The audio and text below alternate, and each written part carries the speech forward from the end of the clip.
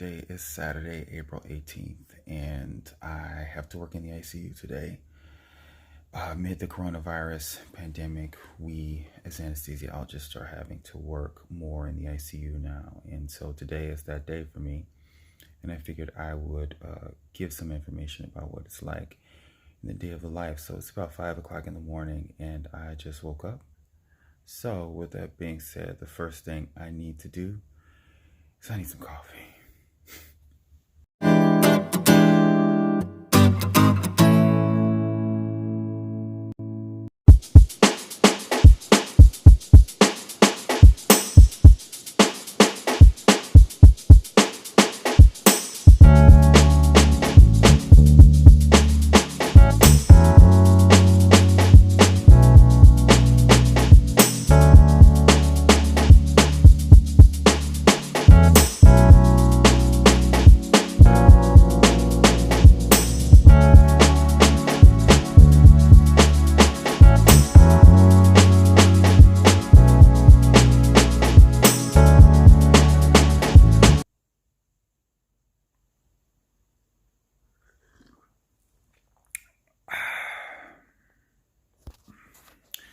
So for me, the morning time is sort of a time where I just kind of sit quietly and meditate on what it is that I need to do for the morning and just kind of drink my coffee and just relax.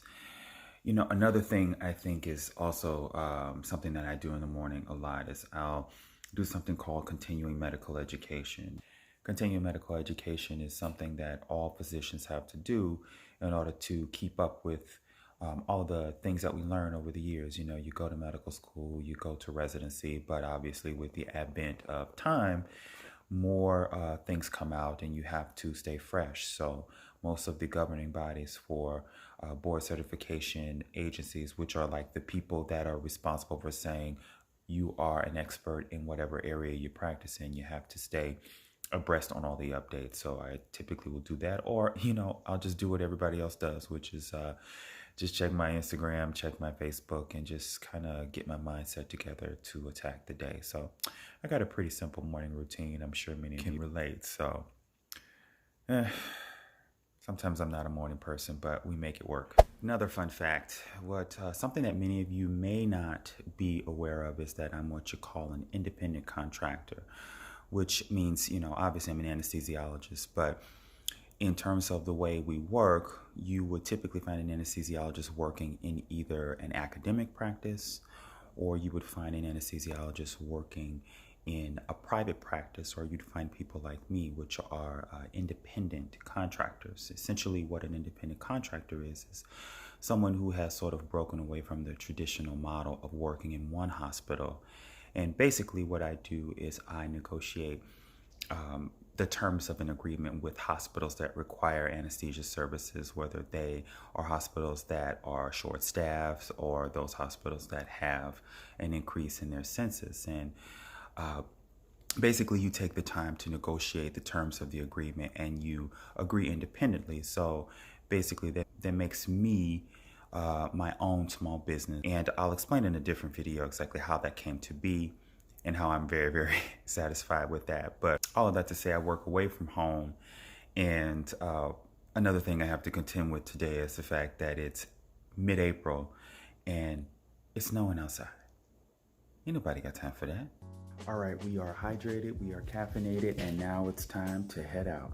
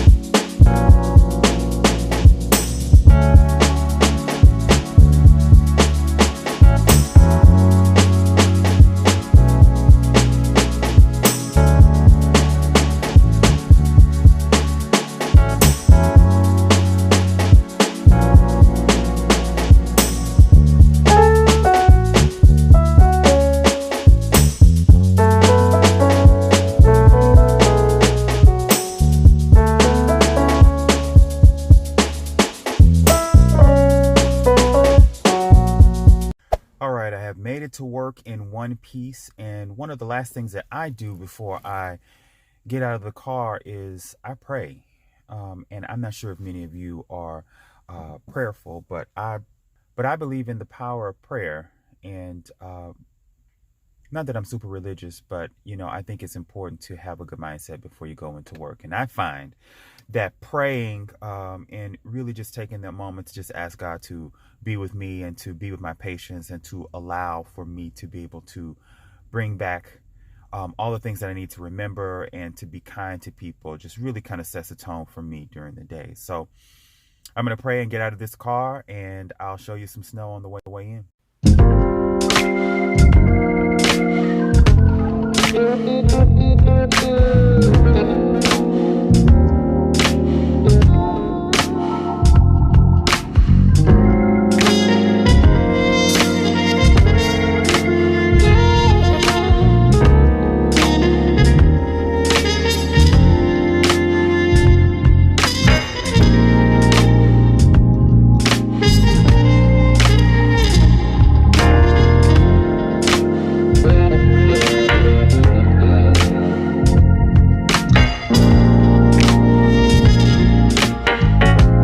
All right, I have changed and I have gotten all scrubbed up.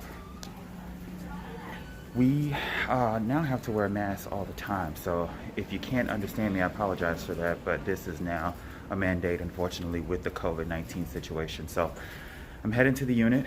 I'll catch up with you guys in a minute.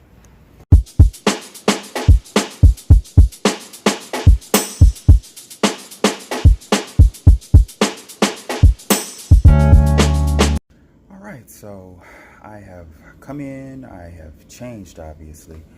And I have a few minutes because we don't start rounds for a little while. Came in, got sign out from the ICU attending who is covering overnight and the ICU attending who is here today.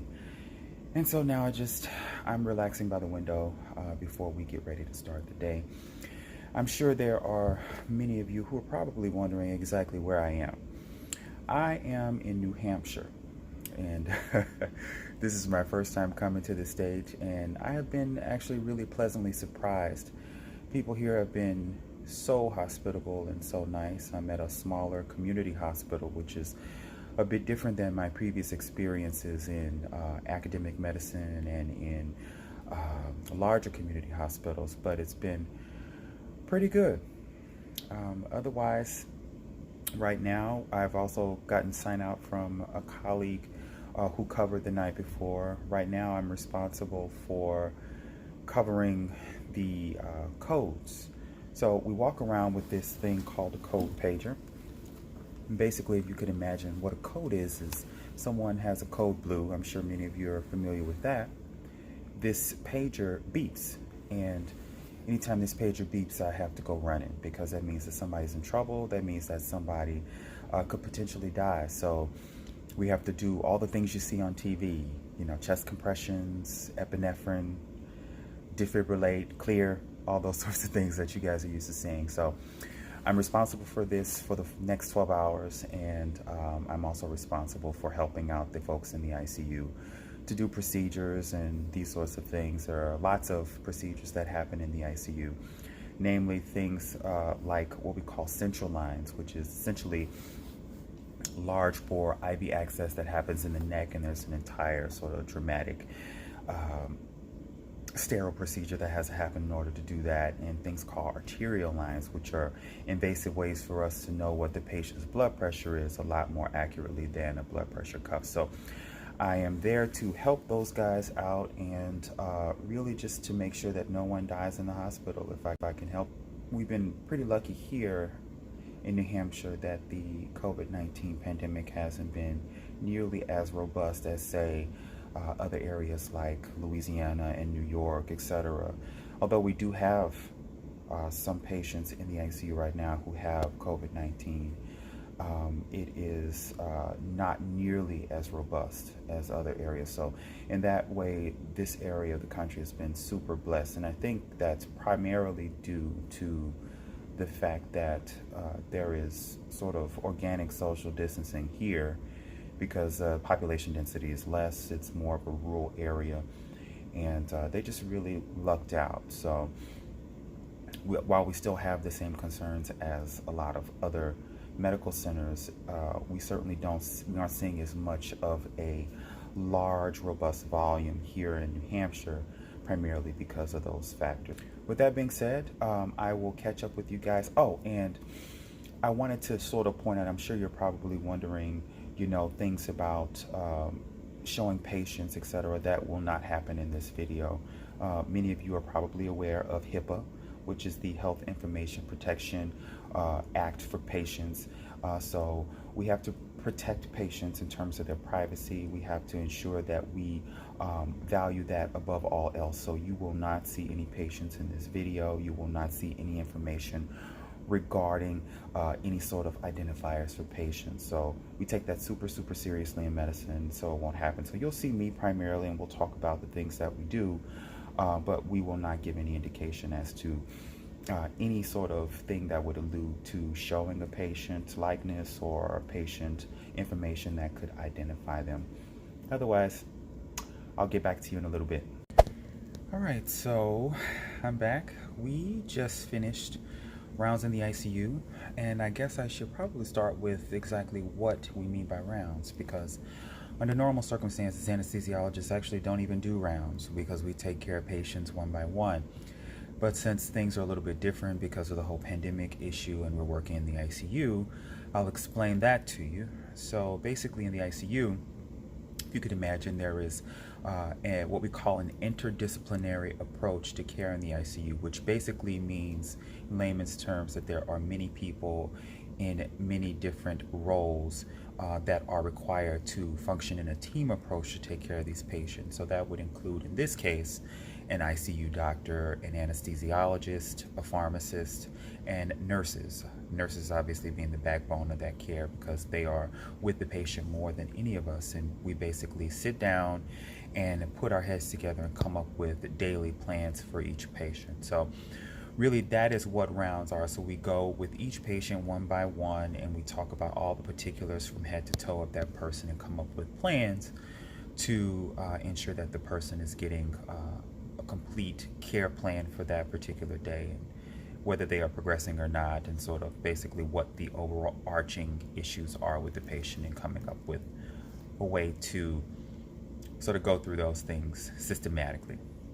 After we're done with rounds, then obviously if there are action items on each person's plan, we take the time and we go from patient to patient and take care of those particular things. So that in a nutshell is what it means to do rounds. All right, so I just finished a code. Thank God the patient is doing okay. Otherwise, it's been fairly quiet around here, and good news, almost time to go. I'll check back in with you guys in a minute. And just like that, we're all done. I have signed out to my colleague who has taken over for the night. And hey, we live to fight another day. And now, all I need is a burger and a beer, and all will be well in the world. Peace.